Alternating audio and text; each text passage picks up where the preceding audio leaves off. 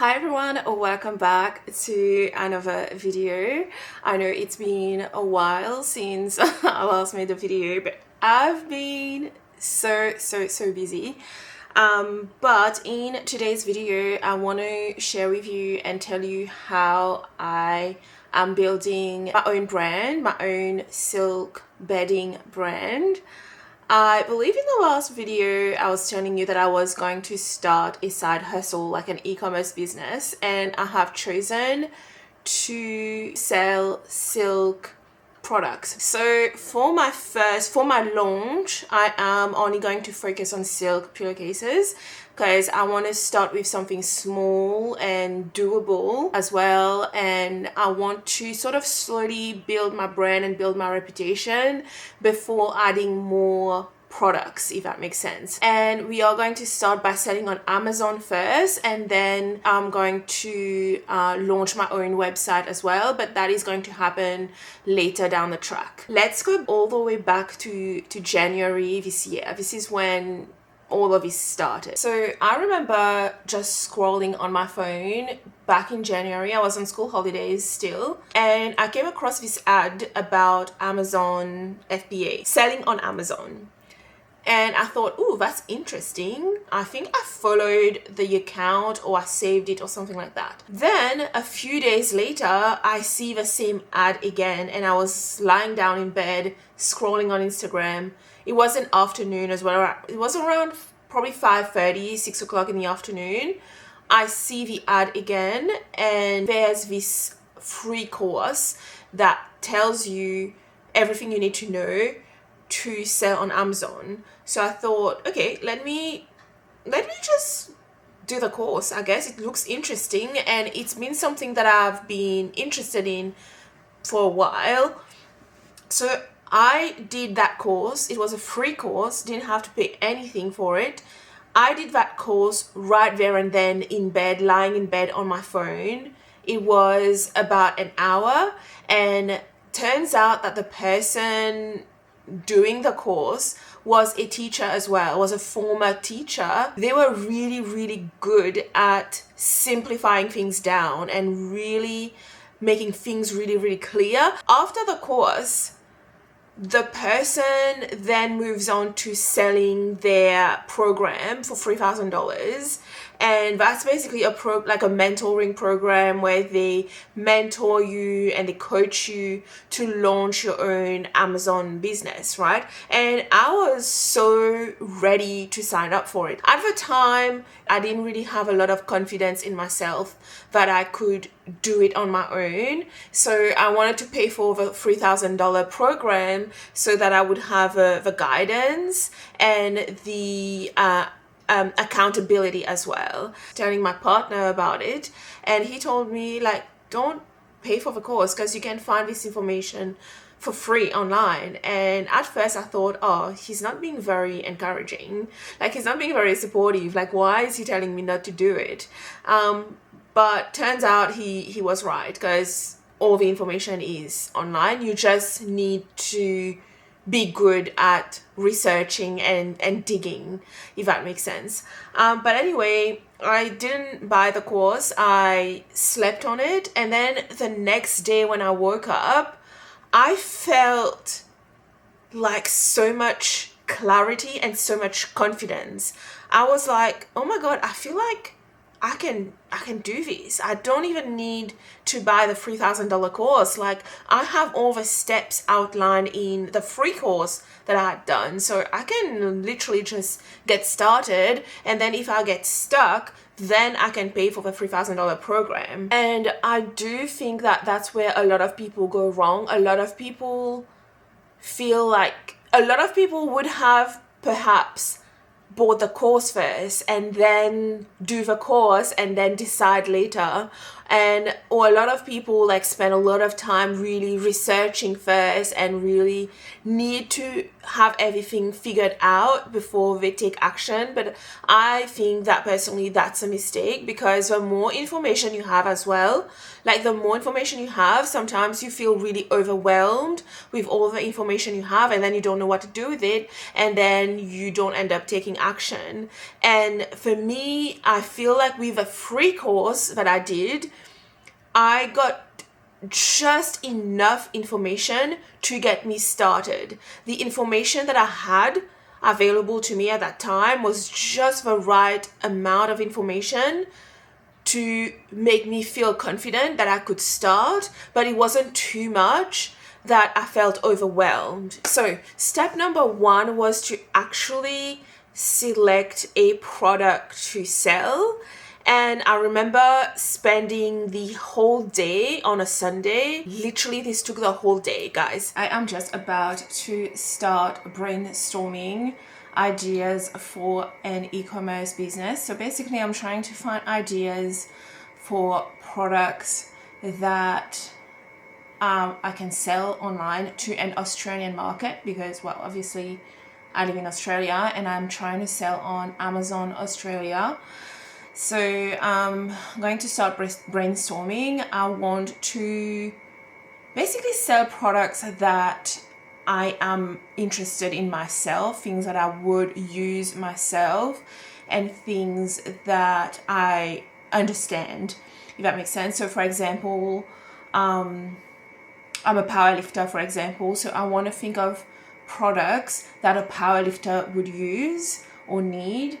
So, and use my own interests and my own passions and hobbies and things like that to come up with products that I could sell, because that way I understand my customers better. Like, I know what they would be looking for in that sort of product, because I'm gonna use the product too. So yeah, this is what I'm about to do while I eat my lunch as well, because I am so hungry. But I am very old school. I'm just gonna use plain pen and paper, and we're going to start writing down ideas. I'm gonna put this in like different categories as well.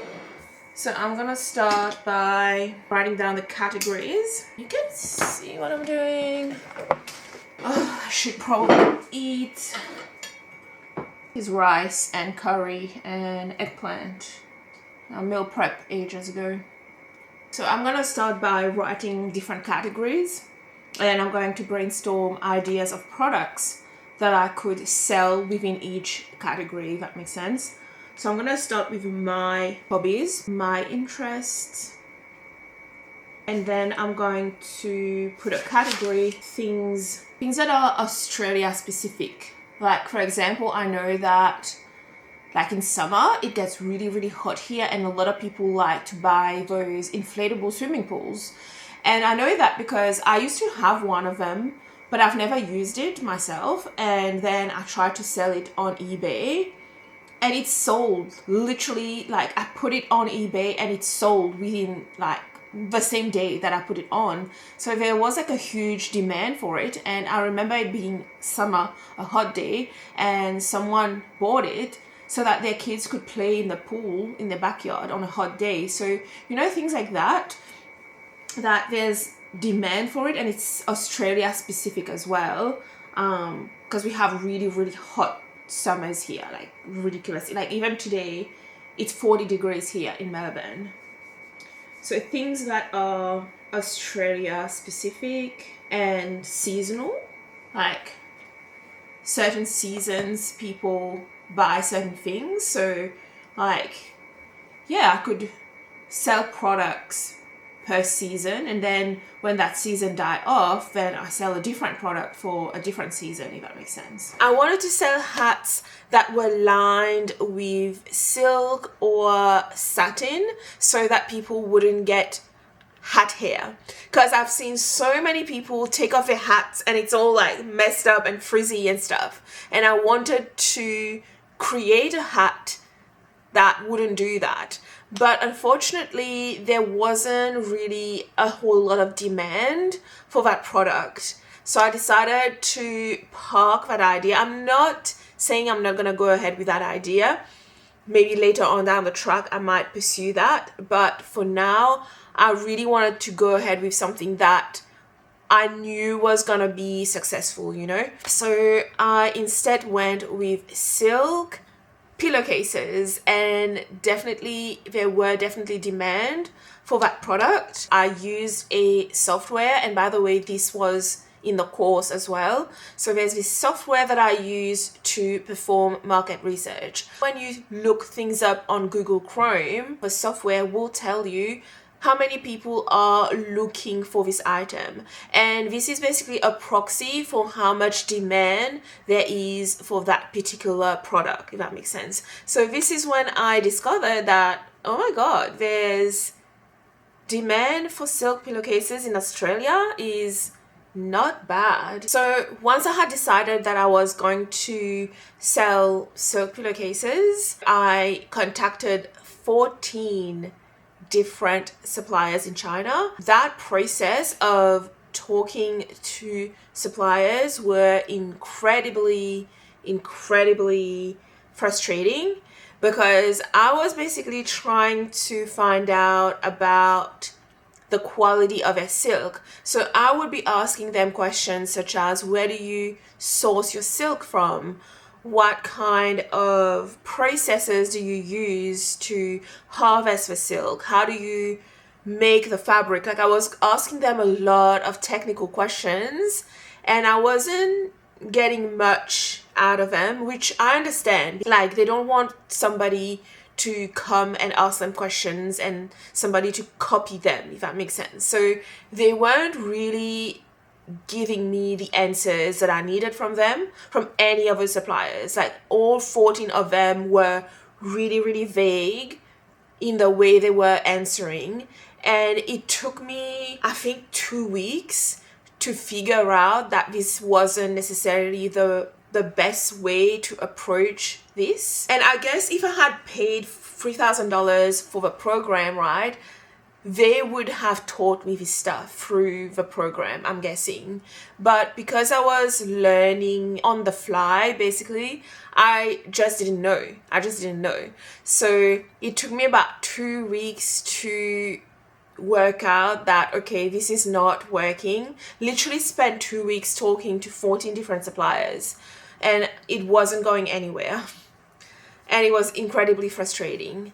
So after 2 weeks, I kind of changed the way I was approaching it. I started asking them for quotes instead, and talking about like what color pillowcases I wanted, dimensions, and then things started happening. They started providing me with quotes, etc. And then I figured that I wasn't gonna get much information about the quality of their silk by asking them questions.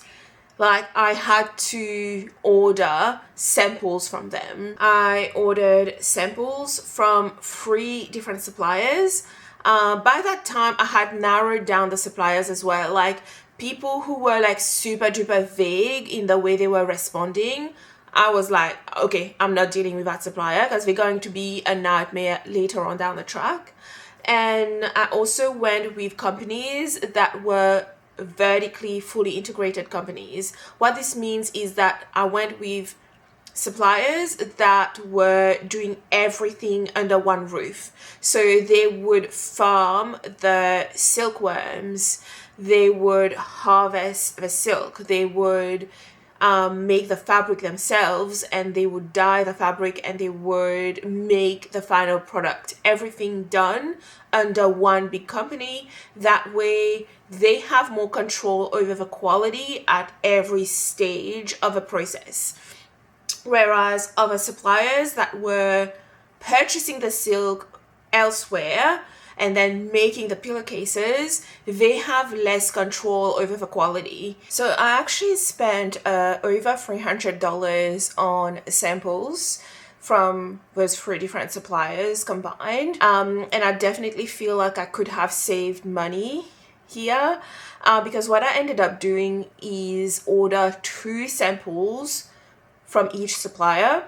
I didn't need to do that. I could have just ordered 1 sample from each supplier just to test the quality, but I wanted 2 samples so that I could compare. Basically, I could use one of the samples and wash it in the washing machine and sort of treat it the way it would get treated, and then compare like the used pillowcase with a brand new pillowcase, and then see how the pillowcase changes with regular use and things like that, because that's how you can assess how durable the pillowcase is and like the quality of a pillowcase. So I ended up ordering 2 samples per suppliers, and that ended up costing me about $300.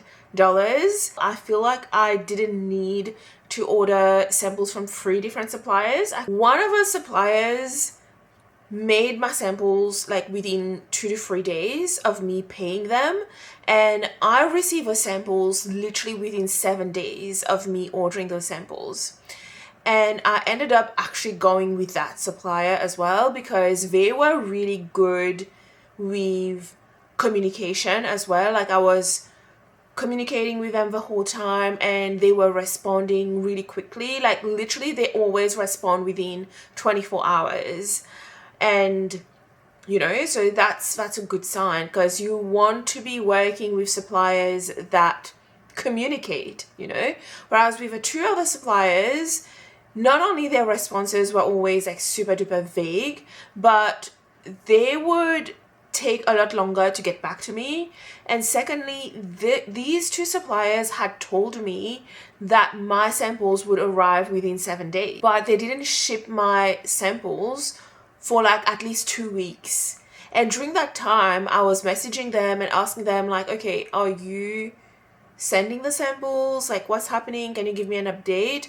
And they would respond with, we'll ship the samples as soon as possible. So I ended up deciding not to go with these 2 suppliers and go with the first one that I like. But I wasted money ordering samples from them. My partner told me this as well, is when you paid for these samples, you didn't buy samples, you bought information. Because now you know not to deal with these suppliers, because those 2 suppliers would have been a nightmare later on down the track. When you're trying to order things from them and they not responding to your messages, or they're not really giving you, or they're like literally lying, because they told me that my samples would be ready within 7 days, and 14 days later they still hadn't even shipped my samples. So I think it depends on how you look at it.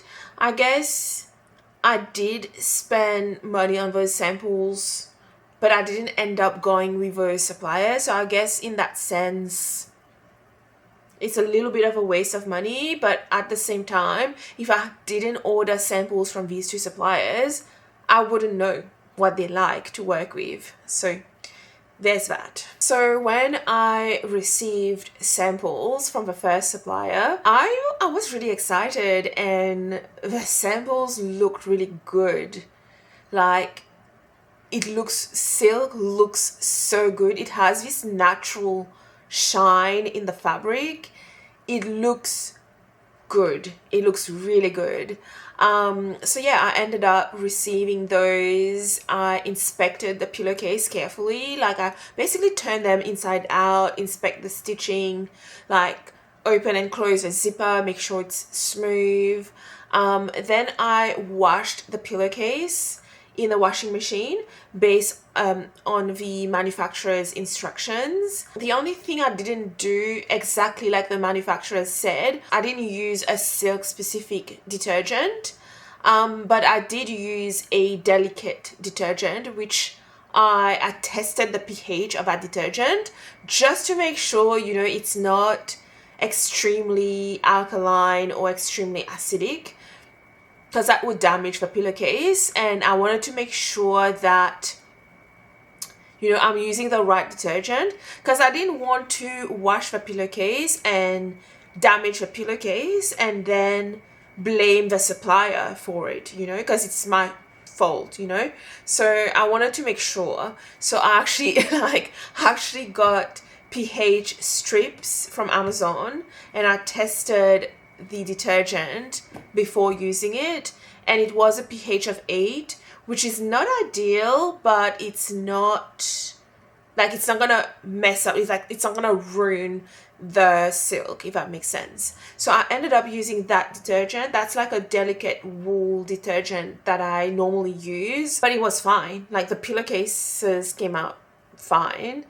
And I slept on the pillowcases as well, and I really, really like the sample. Like, that sample is now my pillowcase that I use, and I use it all the time because I'm like testing it as well.